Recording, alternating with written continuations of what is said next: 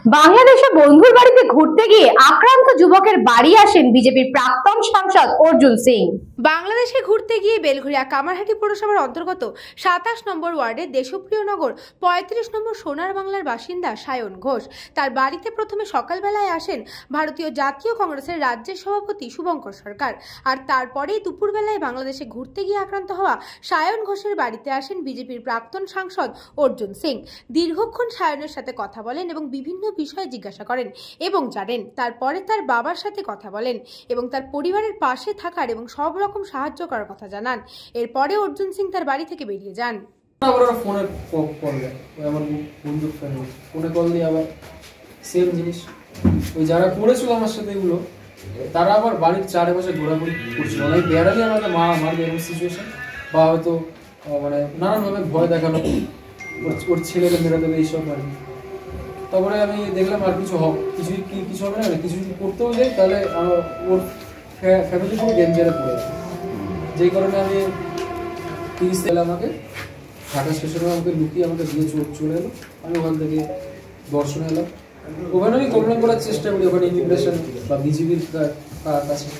ওরাও কোনো রেসপন্স দিল না, শুনলো, বললো ঠিক আছে হয়ে গেছে, এইবারে আমাকে পারবো।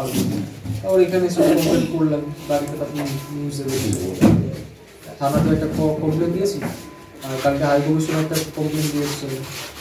আমি টিভিতে দেখার পরে আমার এলাকার লোক, আমি এই এলাকায় বসবাস করি, আমি মনে করেছি এই যে একটা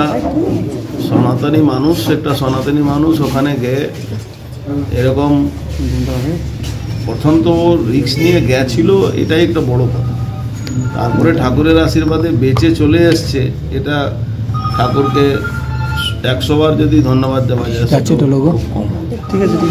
কিন্তু যে ভয়াবহ পরিস্থিতি নিয়েও কথা বলছে যে ধরনের ওর সঙ্গে হয়েছে, ওর বন্ধু হয়তো ইসলাম ধর্মের লোক, কিন্তু ওকে বাঁচাবার চেষ্টা করেছে। আমি তাকেও ধন্যবাদ জানাবো, কেউ একজন মানুষ হলেও চেষ্টা করেছিল ওকে বাঁচাবার জন্য। মানবতা দেখিয়েছে, কিন্তু অ্যাকচুয়ালি মানবতা দেখাবার জায়গা আর নেই ওখানে। কোথায়? বাংলাদেশে মানবতা বলে ওখানে কোনো শব্দ নেই, হিউম্যান রাইটস বলে কোনো শব্দ নেই। যেখানে স্টিচ করাবার জন্যে মানে যতই শত্রু হোক, ভারতবর্ষে এমন কোথাও ঘটনা ঘটবে না যে শত্রু হলেও যদি উন্ডেড আছে তাকে হসপিটালে নিয়ে যেতে, স্টিচ করতে দেবে না, হসপিটাল ঘোরাবে। এই ধরনের মানসিকভাবে ওখানকার মানুষ বিকৃত হয়ে গেছে। এই মানসিকভাবে যারা বিকৃত হয়ে যায় তাদেরকে সোজা ভাষায় বুঝালে কিচ্ছু হবে না। এবার এই ভাষাটা কি হবে, সেটা যে লেভেলের ব্যাপার আছে সেই লেভেল তো আমাদের নয়। দেশ কি ভাবছে, আমাদের দেশ ওখানকার সনাতনী হিন্দুদেরকে বাঁচাতে পারবে কি পারবে না, কি ধরনের চেষ্টা করছে, সবটাই আমাদের কাছে জানা নেই কিছুটা। দেখুন, যে পরিস্থিতি বাংলাদেশে হয়েছে সেই পরিস্থিতি পশ্চিমবাংলাও আস্তে আস্তে হচ্ছে। এখানেও আপনি জানেন 2 বছর আগে, 3 বছর হয়ে গেল, মনীষ শুক্লা মার্ডার হয়ে একটা লয়ার দাঁড়ায় না। এখানে ব্যারাকপুর কোর্টে ট্রায়ালের জন্য একটা লয়ার পাওয়া যায় না। একই পরিস্থিতি আছে, এখানেও এফআইআর নেওয়া হয় না। সায়ন খুব একদম খুব কম বয়স ছেলে। আমি তার পরিবারের কাছে আমি বলবো ঠাকুরের আশীর্বাদ আমার ছেলে ফিরে এসেছে। বাংলাদেশ থেকে ফিরে আসা, যে লড়াইও দিয়ে এসছে এই কম বয়সে, ও আমার মনে হচ্ছে খুব পরিবারের পাশে যেভাবে আমাদের ওনারা চাইবেন সাহায্য করতে, আমরা করব।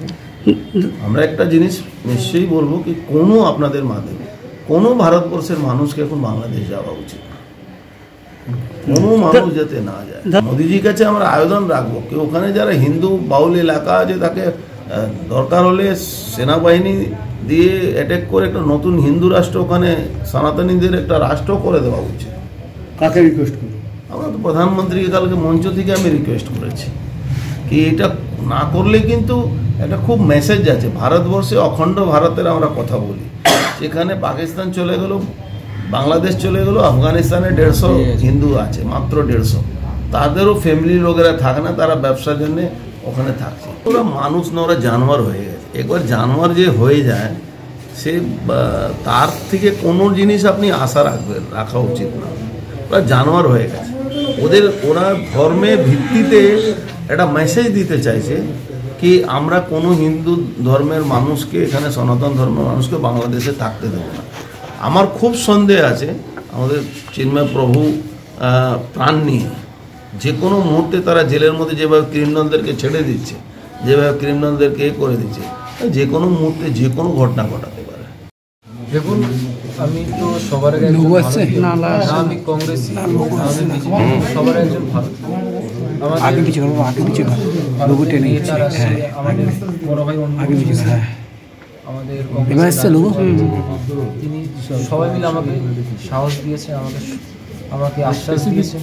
আশা করি আমার পাশে ভারতের সমস্ত নাগরিকরা থাকবেন।